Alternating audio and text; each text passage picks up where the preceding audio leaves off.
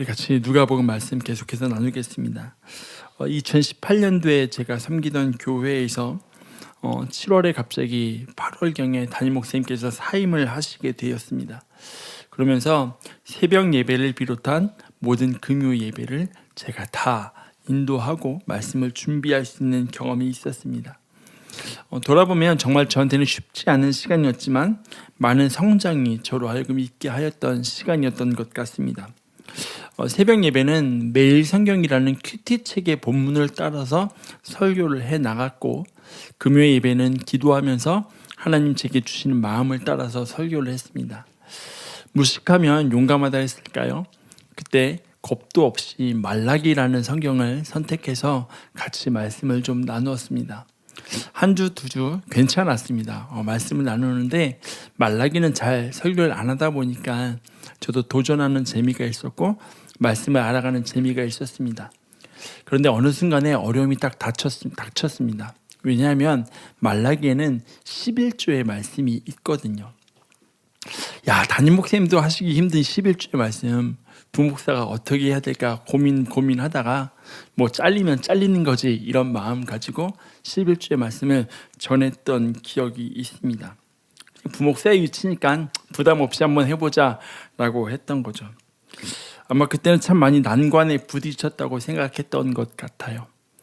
그리고 누가복음의 말씀을 함께 준비하고 나누면서 오늘 또 저는 최대 난관 중에 하나에 부딪히게 됐습니다. 족보입니다. 족보. 주중에 아내와 이야기를 나누는데 저한테 그런 얘기 하더라고요. 궁금해서 스킵할지 아니면 할지. 사실 그때 되게 많이 고민하고 있었거든요. 이거 스킵해야 되나? 말씀을 전해야 되나? 말씀을 붙잡고 씨름하는데 도대체 여기서 뭘 말씀을 전해야 되지? 라는 고민을 참 많이 했습니다. 그래서 이번 한 주 그 어떠한 주보다도 하나님 앞에 참 많이 기도했던 주였던 것 같습니다.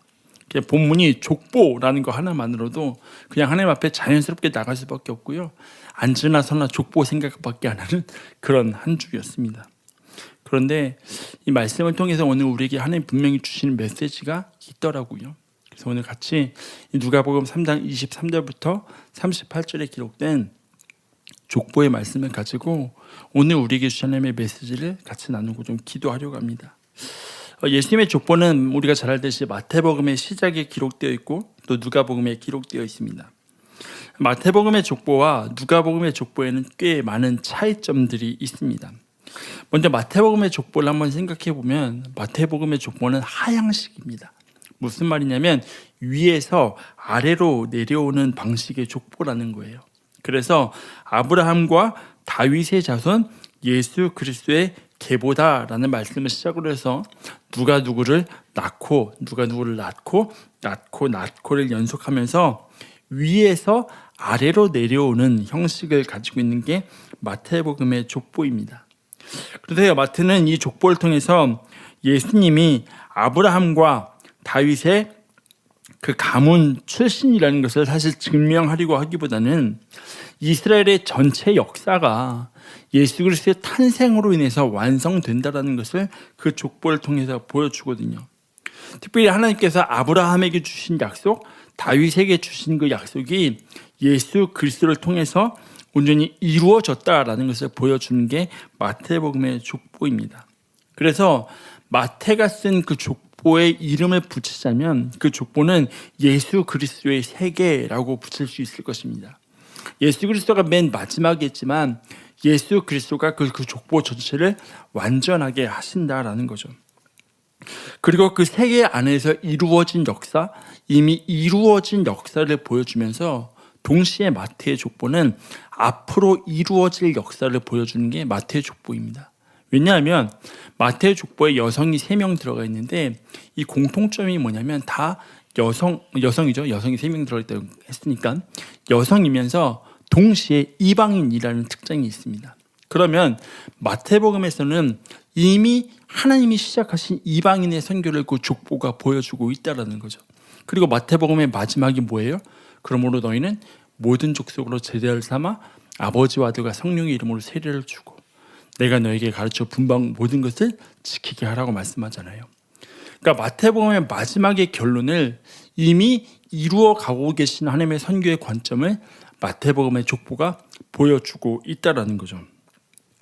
반대로 누가복음의 족보는 하향식이 아니라 상향식입니다. 무슨 말이에요? 밑에서부터 위로 올라가는 거예요. 예수님을 시작으로 해서 아담 그리고 하나님까지 올라가는 순서로 기록되어 있습니다.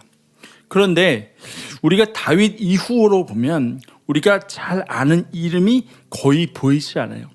뭐 히스기야나 요시야나 므낫세 같은 그런 익숙한 왕들의 이름이 이 누가복음의 족보에서는 잘 보이지 않는다라는 거죠.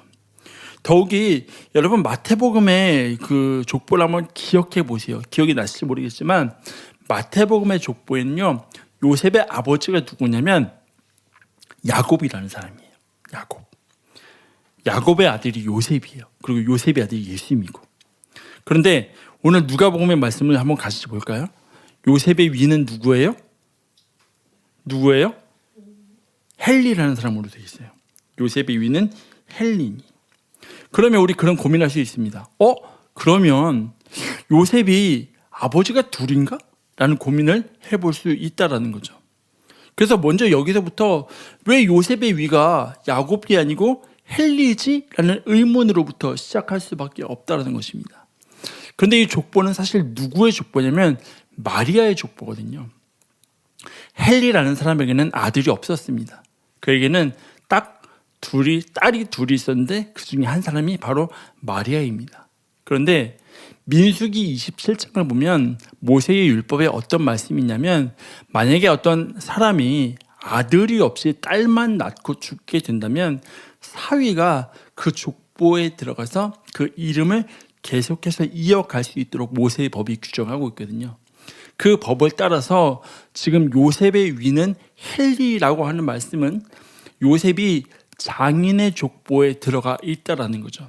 그래서 정확하게 말한다면 사실 누가가 기록하고 있는 이 족보는 요셉의 족보라기보다는 마리아의 족보로 보는 게 조금은 더 정확하게 볼 수 있는 관점입니다.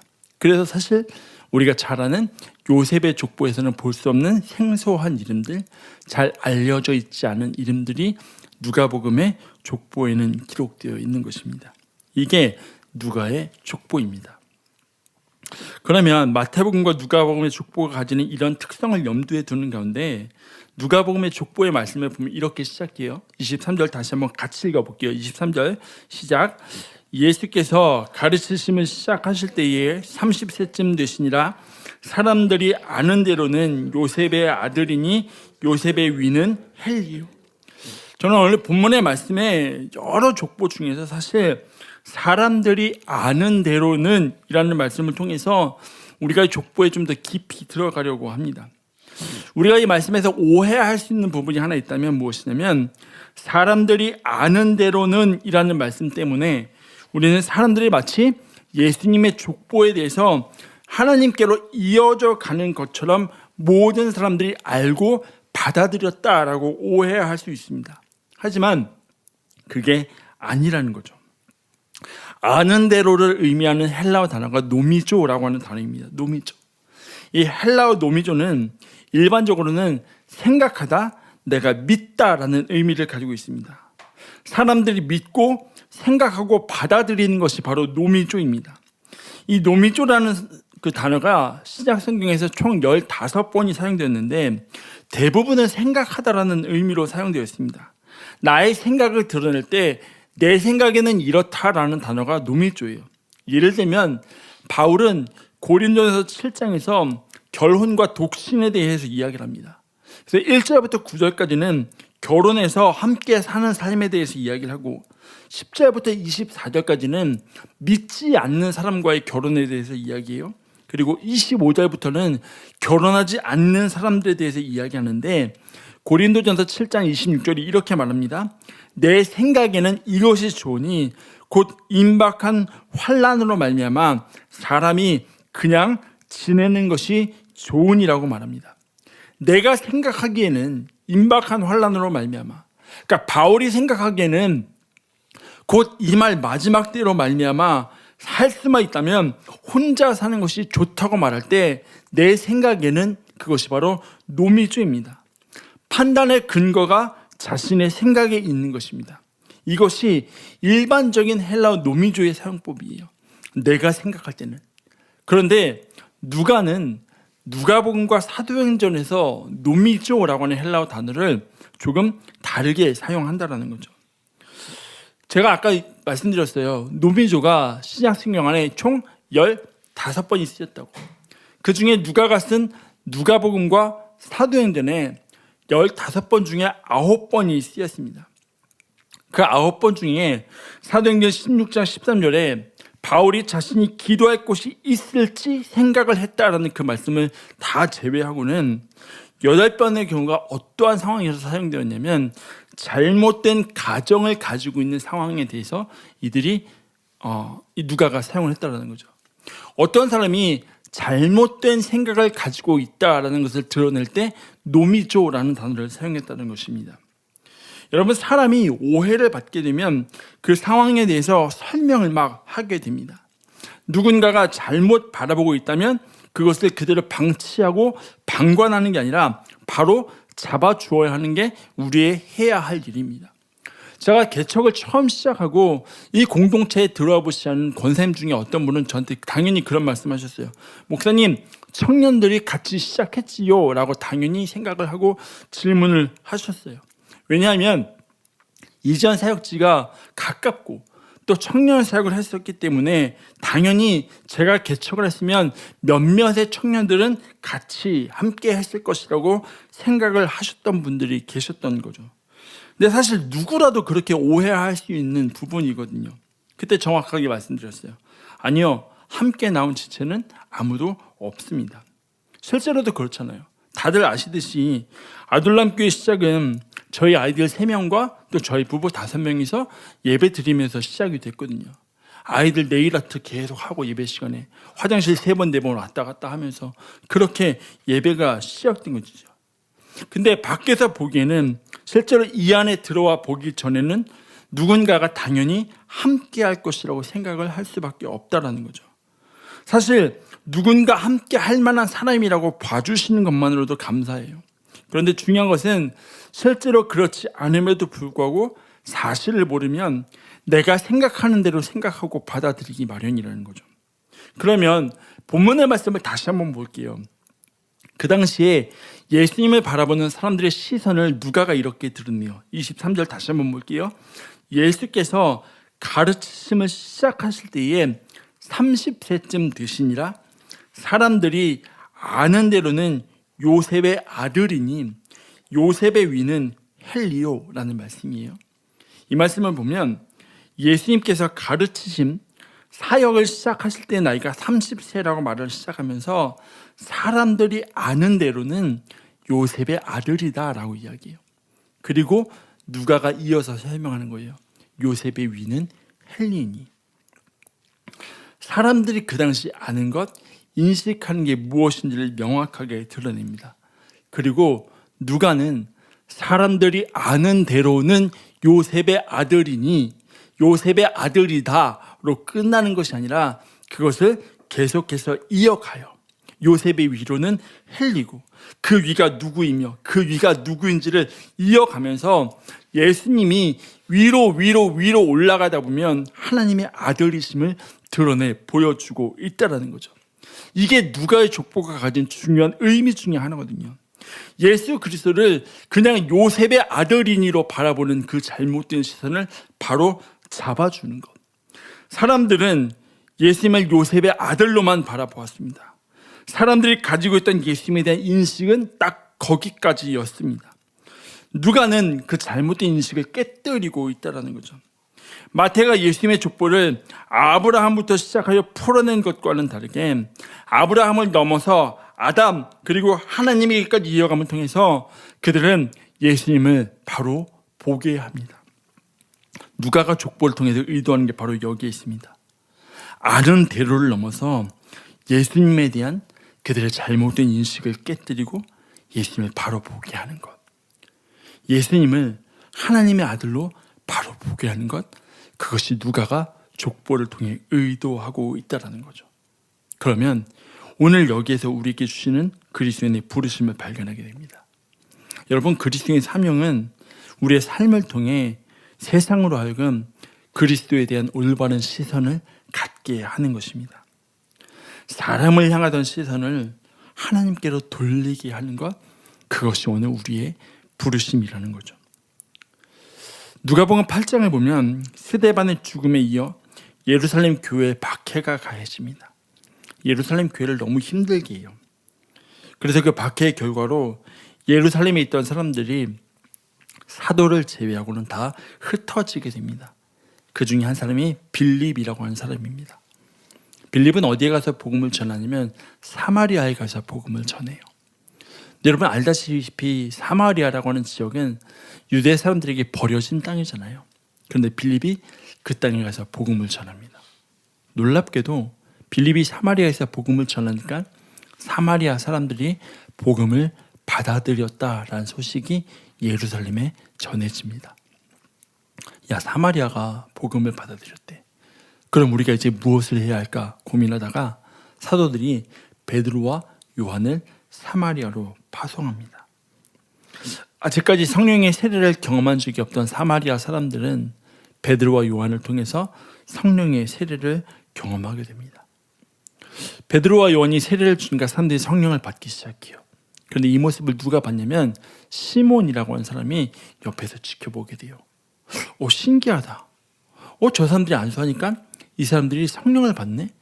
그러면서 시몬이 베드로와 요한을 찾아와서 이렇게 이야기합니다. 사도행전 8장 18절과 19절입니다. 시몬이 사도들의 안수로 성령 받는 것을 보고 돈을 들여 이르되 이 권능을 내게도 주어 누구든지 내가 안수하는 사람은 성령을 받게 하여 주소서 하니. 시몬이 베드로와 요한을 찾아와요. 그리고 돈을 줘요. 나도 이런 권능을 달라고. 돈으로 살 수 있을 거라고 생각한 것 같아요. 근데 그 모습에 대해서 베드로가 이렇게 이야기합니다. 20절입니다. 베드로가 이르되 내가 하나님의 선물을 돈 주고 살 줄로 생각하였으니 내 은과 내가 함께 망할지어다. 베드로가 그렇게 이야기해요. 내가 하나님의 선물을 돈 주고 살 줄로 생각하였으니. 네가 생각하였으니라는 그 생각이 노미조거든요. 잘못된 생각, 오해하고 있던 것. 그래서 베드로가 그 생각을 바로 잡아줍니다. 문제는 여러분 우리 시대에 이러한 오해와 교회에 대한 잘못된 시선들이 넓게 퍼져 있다는 거죠. 왜일까라는 생각을 일주일 동안 말씀을 준비하면서 좀 고민해 봤습니다. 여러분 오늘 우리 시대의 세상은 교회가 소망이 없다, 교회가 소망이 없다 해도 여전히 교회에 집중합니다. 그런데 이 집중하는 것을 보면 교회의 머리 되시는 예수 그리스도께 집중하는 게 아니라 교회 안에 사람에게 집중합니다. 왜 자꾸만 세상은 교회 안에 있는 사람들에게 집중할까라고 생각을 해봤을 때 여러분 생각해 보세요. 우리는 교회를 소개할 때 우리 목사님 이래라고 소개해요. 우리 목사님 성품이 어때? 우리 목사님 말씀이 어때? 그게 아니면 우리 교회에 모인 사람들이 어떤지를 소개합니다. 그러다 보니까 사람에게 실망하면 그 실망이 교회를 향한 실망으로 이어지는 것을 보게 된다는 거죠. 우리 대부분 교회를 소개할 때 우리 교회 안에 하나님이 어떠한 일을 행하고 계셔, 우리 교회 안에 예수님이 이렇게 살아서 역사하고 계셔라고 소개하는 것 들어본 적 거의 없습니다. 우리 목사님이 어때? 우리 전사님이 어때? 그런데 중요한 것은 무엇이냐면 우리는 교회로 하여금, 세상으로 하여금 교회를 바로 보게 하려면 이 공동체 가운데 우리 가운데 역사하신 하나님을 자랑하고 하나님을 드러내야 한다는 거죠.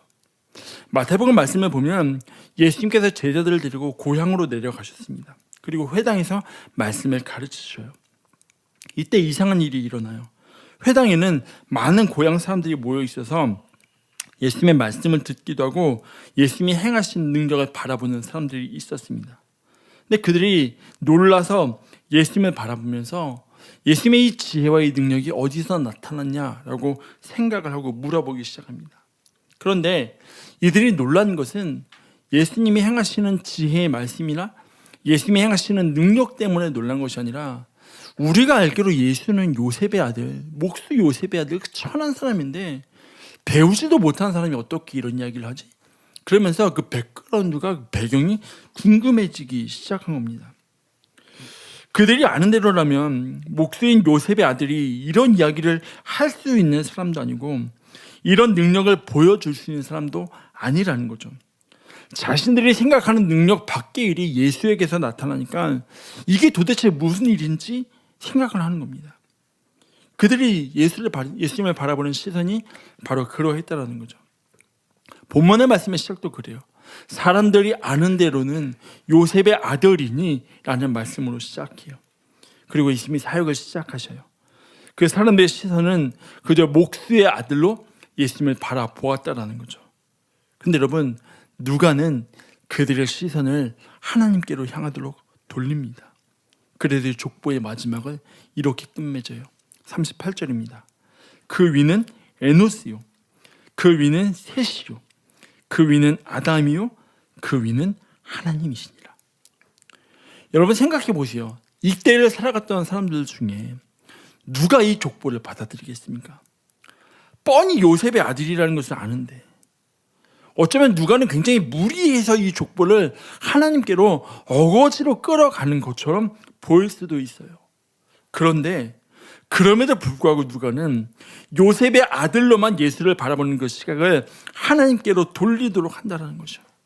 이것이 오늘 우리에게 요구되는 것입니다. 세상으로 하여금 그 시선이 그냥 교회라는 건물에, 교회 안에 있는 사람에게 향하도록 하는 게 아니라 우리의 사명은 세상의 시선이 이 공동체를 붙잡고 계시는 예수 그리스도께로, 하나님께로 향하도록 하게 하는 것, 그것이 오늘 우리의 사명이라는 것입니다.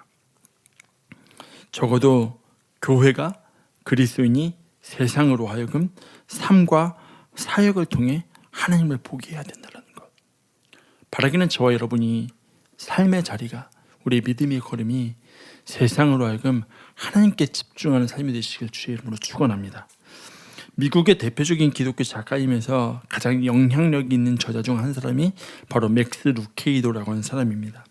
설교면 설교, 넌픽션, 어린이 책을 막론하고 이 맥스 루케이도의 책은 거의 90년대 미국의 출판계를 이끌었던 사람이 바로 맥스 루케이도입니다. 이 맥스 루케이도 하면 하나님의 은혜와 십자가의 복음을 글로 풀어내는데 탁월한 능력을 가지고 있던 사람, 바로 맥스 루케이도입니다. 그가 이런 말합니다. 우리가 권능 있는 존재인 것은,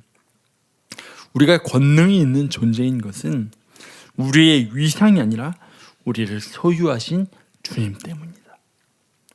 우리가 권능 있는 존재인 것은 우리의 능력이나 우리의 위상이나 우리의 힘이 아니라 우리를 붙잡고 계시는 주님 때문이라는 거죠. 그렇다면 우리의 삶을 통해 우리의 삶의 시선이 하나님을 향하도록 해야 한다는 것입니다. 여러분, 우리가 조심해야 되는 것이 여기 있습니다. 분명 어떠한 상황에서는 내가 드러날 위험성이 늘 도사리고 있습니다. 내가 주목받을 위험성이 있습니다. 공동체가 칭찬받을 위험성이 있습니다. 그런데 우리는 끊임없이 몸부림쳐야 할 것이 있다면 그 안에서 나를 향한 시선이, 이 공동체를 향한 시선이 끊임없이 하나님을 향하도록 이끌어 가야 한다는 거죠. 그게 우리의 부르심입니다.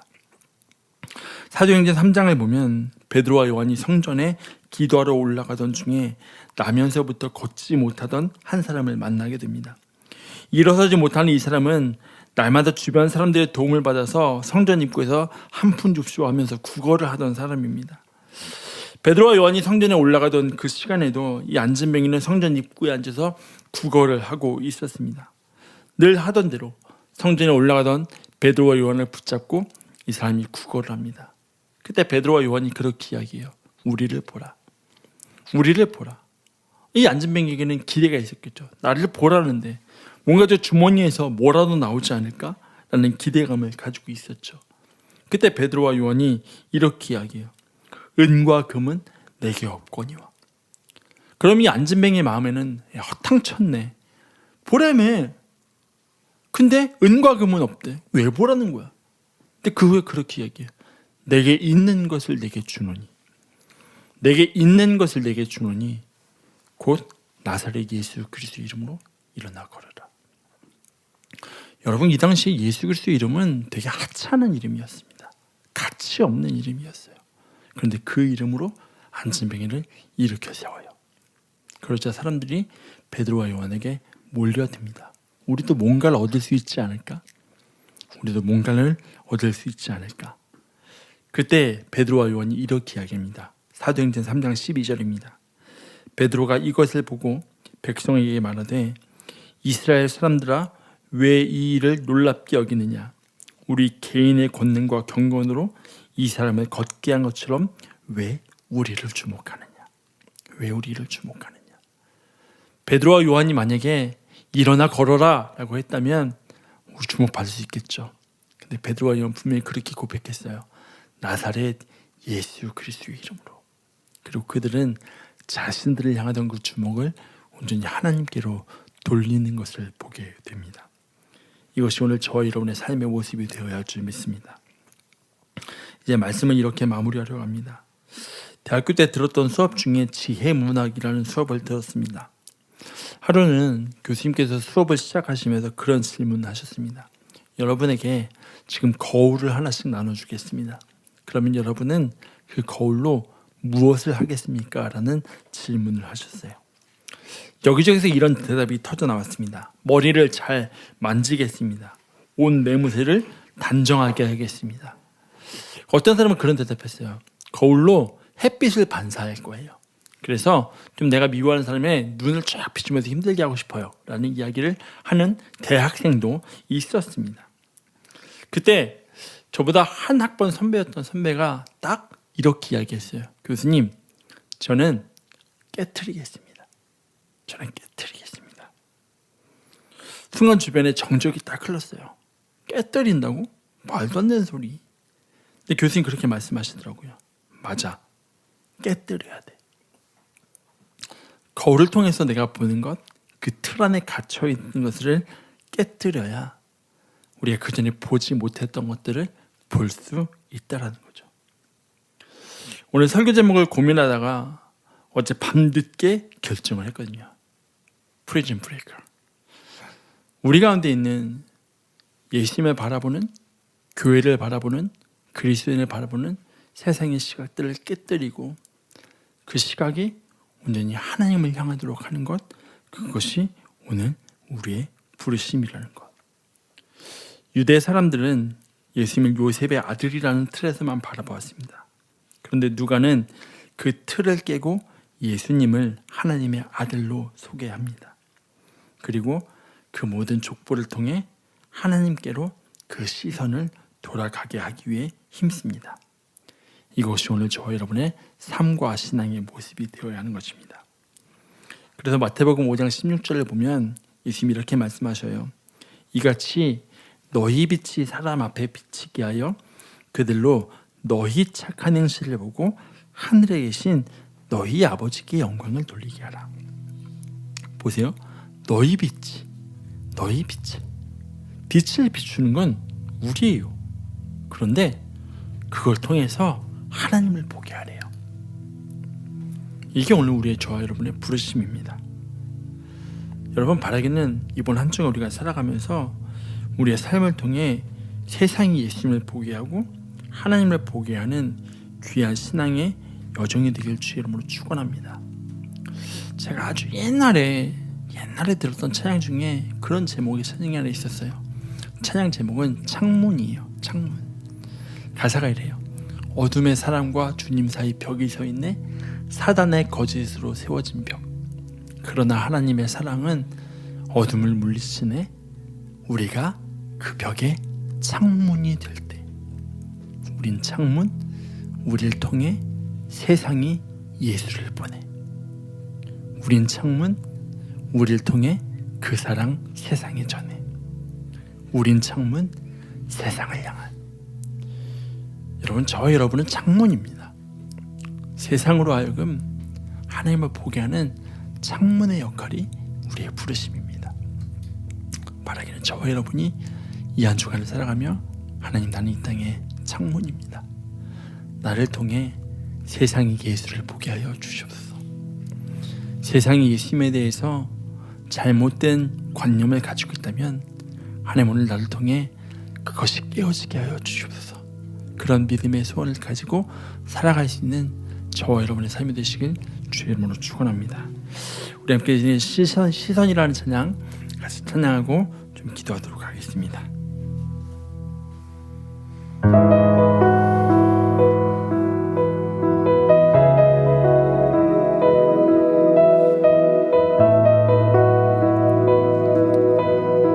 내게로부터 눈을 들어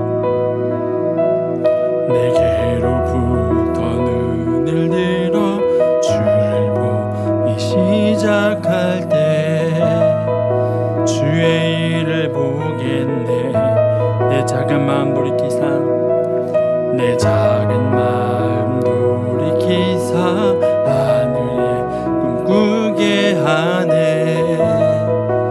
주님을 한 번 더 합시다. 내게로부터 눈을 들어 내게로부터 눈을 들어 주를 보기 시작할 때 주의 일을 보겠네.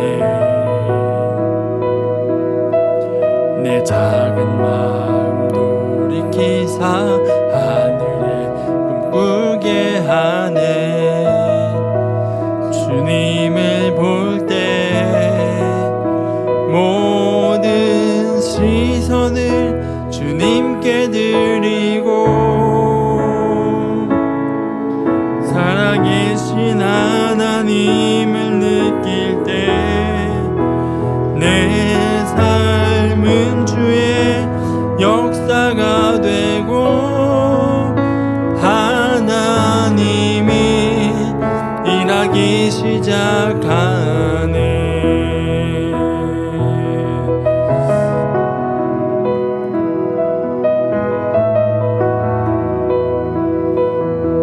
성령이 나를 변화시켜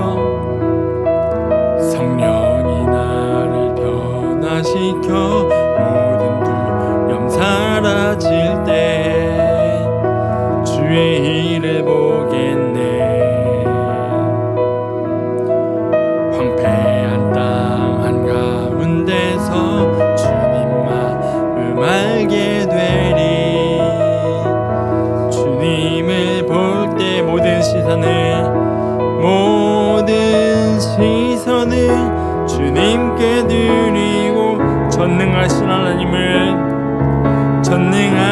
하나님을 느낄 때 세상은 주의 나라가 되고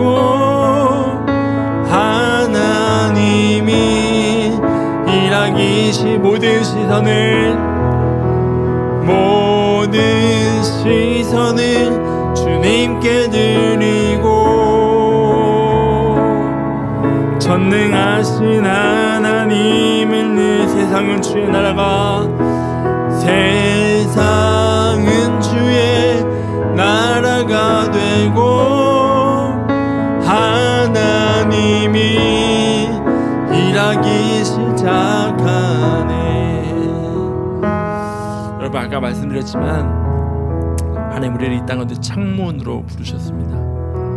근데 여러분 중요한 것은 무엇인지 아십니까? 창문이 깨끗하지 않으면 그것을 통해서 아무것도 볼 수 없다라는 것입니다. 하나님 오늘 나의 삶이 나의 영이 거룩하고 깨끗한 삶이 되게 하사 내가 나의 삶을 통하여 내 주변의 사람들에게 하나님을 보게 하는 창문의 삶을 살아가게 하여 주시옵소서. 하나님 나에게 주목되던 시선이 있다면 그 시선을 하나님께로 돌릴 수 있는 그런 삶이 되게 하여 주시옵소서.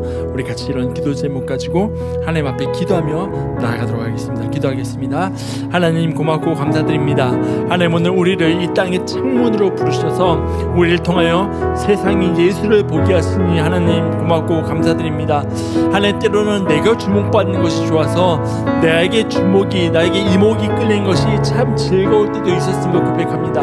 하나님 그런데 오늘 우리의 부르심이 하나님 내가 주목받는 삶이 아니라 나의 삶을 통하여 세상이 예수를 보게 하시고 나의 삶을 통하여 세상이 하나님을 바라보게 하시고 오늘 우리 공동체를 통하여 세상의 하나님을 경험하게 할 수 있는 그런 통로로 우리가 쓰임받게 하여 주시옵소서.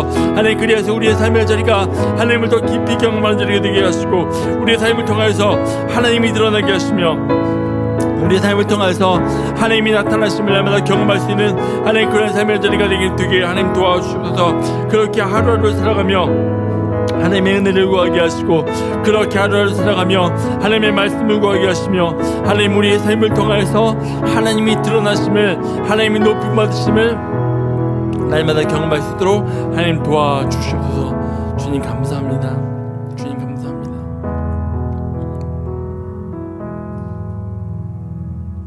하나님 큰 그릇에는 금그릇도 있고 은그릇도 있고 질그릇도 있고 천이 쓰는 그릇도 있고 귀히 쓰는 그릇도 있지만 하나님 주께서는 깨끗한 그릇을 사용하신다라고 말씀하셨습니다. 하나님 우리 이 땅 가운데 창문으로 부르셔서 우리를 통하여 세상이 예수를 보게 하셨는데 하나님 우리가 하나님 앞에 깨끗한 그릇이 되고 깨끗한 창문이 되어서 우리의 삶을 통해 우리의 믿음의 걸음을 통해 우리의 신앙을 통해 세상이 나의 주변이 하나님을 보게 하시고 예수님을 보게 하시는 그런 우리의 삶이 되게 주님 도와주시옵소서. 하나님 그 과정 가운데 때로는 내가 드러나고 싶을 때가 있고 내가 주목받고 싶을 때가 있고 나에게 시선이 집중되기 원하는 때도 있지만 하나님 우리가 그 모든 마음을 내려놓고 그 모든 시선을 하나님께로 향하게 할 수 있는 그러한 삶이 되게 주님 도와주시옵소서. 지금은 우리 주 예수 그리스도의 은혜와 하나님 아버지의 무한하신 사랑하심과 성령의 교통하심이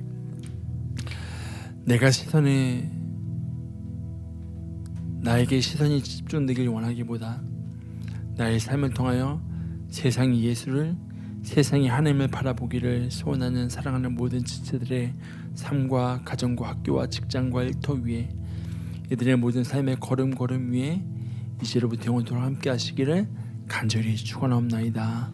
아멘.